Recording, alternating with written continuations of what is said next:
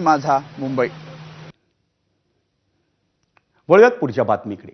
बंदुगिरीतून कोट्यवधींची कमाई केल्याचा आरोप असलेल्या अशोक खरातच्या मालमत्तेचा माग काढताना त्याचे धागेदोरे हे पनवेलपर्यंत पोहोचलेत. पनवेलमधील शिरडोण गावात खरातनं आपल्या मुलीच्या नावावर 1 एकर 12 गुंठे जागा खरेदी केली आहे. करोडो रुपयांच्या या जमीन खरेदीसाठी खरातला काही महसूल अधिकाऱ्यांनी मदत केली असल्याचीही चर्चा आहे. पनवेलमधल्या या जमीन प्रकरणात राज्य सरकारकडून चौकशी करण्यात येणार आहे.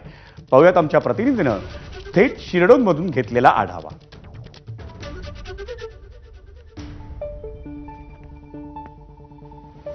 महिलांवरती अत्याचार करणाऱ्या भोंदू बाबा अशोक कुमार खरात याचे आता कारनामे पनवेलपर्यंत पोहोचलेले आहेत आणि पनवेलमध्ये त्यांनी या ठिकाणी शिरडोण गावामध्ये मोठ्या प्रमाणामध्ये जमिनीची खरेदी केल्याचं समोर येत आहे.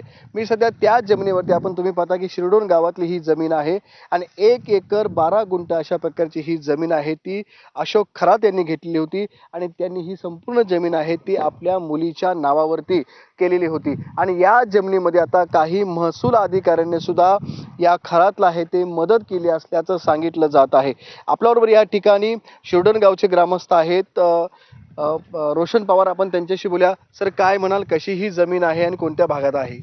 आता आपण शिरडोण गाव म्हणजे रायगड जिल्ह्यातील शिरडोण गावामध्ये आपण आता उभे आहोत. तर इथे त्यांनी 52 गुंठा जागा घेतलेली आहे.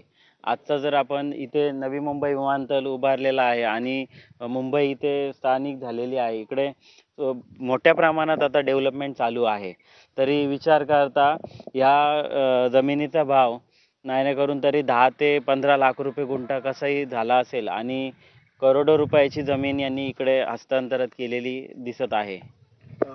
हा व्यवहार कसा झालेला किंवा काय संदर्भात कुठला त्रास वगैरे काय झाला का इथल्या गावकऱ्यांना? नाही, अजूनपर्यंत असं काही कानावरती आलेलं नाहीये. काही महिन्यापूर्वी हा व्यवहार झालेला आहे. नक्कीच आपण पाहतो की अशोक खरात यांनी आपली मोठी काळी माया जमवलेली आहे आणि याच काळी मायातनं आहे ते पनवेल असेल आणि महाराष्ट्रातल्या नाशिकल्या वेगवेगळ्या भागामध्ये करोडो रुपयाची आहे ती संपत्ती अशोक या ठिकाणी खरात यांनी जमवलेली आहे आणि आता आपण पाहतो की पनवेलपर्यंत आहेत ते याचे धागेदोरे पोचल्याचं पाहायला मिळत आहे. विनायक पाटील, ABP माझा, पनवेल, नवी मुंबई.